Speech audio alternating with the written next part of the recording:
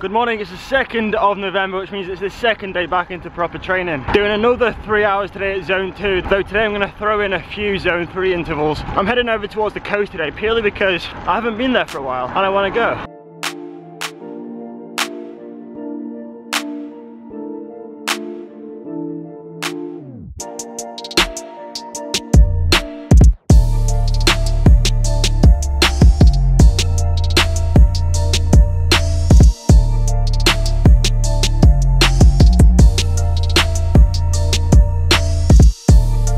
So there's the sea right over there in the distance. I love riding down the coast road because there's a cycle lane that's actually like good quality, that's not just covered in gravel and dirt and stuff, which seems to be the case for most of the cycle lanes here, like where I live. It's a complete stark contrast if you go to Belgium or Holland, where the cycle lanes are as good as, or if not better than, the actual road itself. England, we need to do more of this. You know, every time I ride down this road, I always think, I wonder if I could ride my bike like down and then back up this little side verge ledge thing. But every time I just bottle it, because I'll probably just fall down there and fall to my death and break every bone in my body. So I'm not gonna do it. I must say, at the minute I am pretty impressed with this weather. Like, it's quite cold. I need gloves, but there's actually blue sky over there. It's probably around 12 degrees, so it's like a nice riding temperature. I just want it to stay like this now and not for it to get like too cold, though it probably is going to. But anyway, I just wanted to give you guys a quick update of these PowerTap P1 pedals. This isn't a review or anything, but I think we're into like the 3rd or 4th week maybe of using these pedals. They're still working spot on. I haven't had to change the batteries yet. I took the pedals off and put them onto my mountain bike the other day when I went mountain biking, and yeah, again, I know I shouldn't be using road pedals on a mountain bike, but again, put them on, started riding, no problems, took them off at the end of the ride, put them back on my road bike, and yeah, they seem to work bang on. At the start of every ride, I just recalibrate the pedals as you would do with any power meter. So far, so good.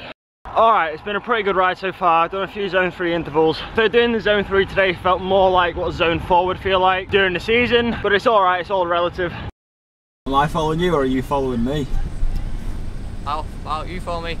Just got home from training there, had a shower, and then Mike came round. Most of you know this now, but me and Mike literally have identical cars, except his is black and mine's white. I prefer white. But it's the winter now, and the problem with having a white car during the winter is that it gets so filthy. Now Mike has advised me that I don't want to be going to a car wash every few days, because one, it's expensive, you know, the costs add up, and secondly, I run the risk of them scratching the paint, because I don't know, the workers might be a little bit careless, and a little stone might get stuck in the sponge. I don't know. We're gonna head into town. I'm following Mike. We're gonna go to like a car shop, pick up some car wash, some wax, some sponges, like everything I need to clean this car so it's looking brand new and it's looking perfect.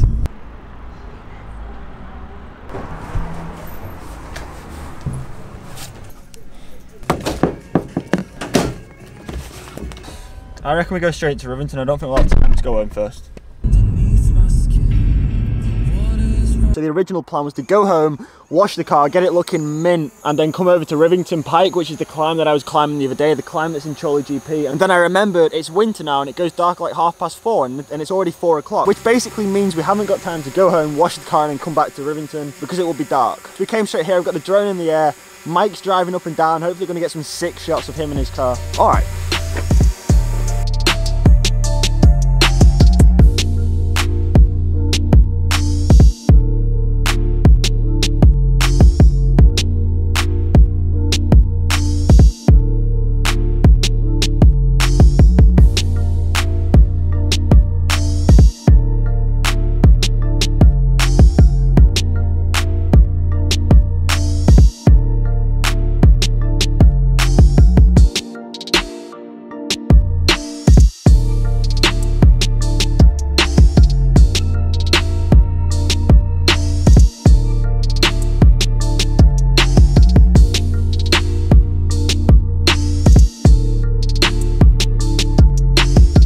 This guy, he's always cleaning his car. Don't do that, you'll get scratches on it. I don't know if you remember from the Tour of Britain vlogs a couple of months ago, but Mike just cleaned his car like every day. Anyway, we parked them up here next to each other. We're going to try and take a couple of photos before the sun sets completely. Not a real nice sunset tonight, but it doesn't really matter. But guys, I want you to let me know in the comments down below, if you could choose a white GTI or a black GTI, which would you go for? Mike reckons black, surprise, surprise. I feel like the younger viewers will probably say white, and the more like the older, more mature people will go for the black car. Oh! Break the return. What, I got ready to catch it. Oh, hey. see? See, look at that. Goodbye, Michael. Bye, Cam. Bye, Mum.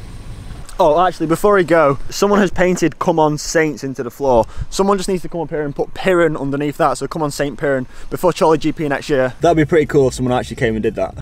Now, every now and again in the vlog, I like to pick an interesting comment. I mean, all comments are interesting, but like a particularly interesting comment, and I like to talk about it in the vlog and give my opinions on it. That looks insane, but I'm gonna leave it to the side here 1 second whilst I just talk to you guys. Someone asked me yesterday that they want to perform a 20-minute power test. So is it better to perform that test on an indoor trainer or outside on a climb? And like for me personally, I've actually done my best ever 20-minute power on the indoor trainer. And that's not to say that I can't do more on the road outside. I've just done like when I did my personal best, it happened to be on an indoor trainer. Now I believe it's different for every single person. A lot of people, including me, experience this thing called turbo inertia, which is essentially when you're riding along at a set power, that power feels harder because you're on an indoor trainer. So for example, if I'm doing a zone 2 ride outside on the road, I can do, you know, zone 2, 200 to 220 watts for like 4 or 5 hours and it's fine. If I do the same thing but on a turbo after an hour, like I'm already feeling it in my legs. That's exactly the same resistance, the exact same power, but it's just that inertia of riding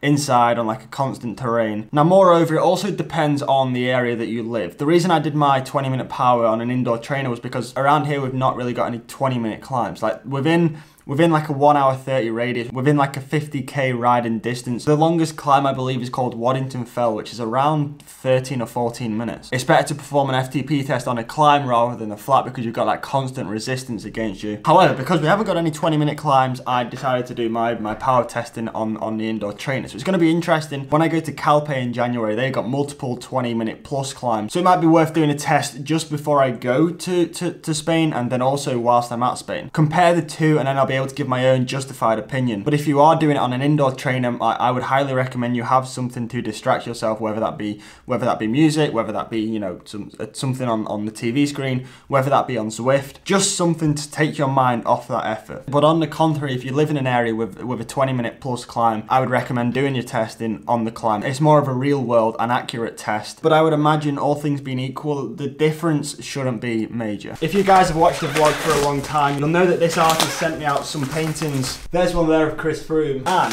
it looks like he sent me out some more. The absolute legend.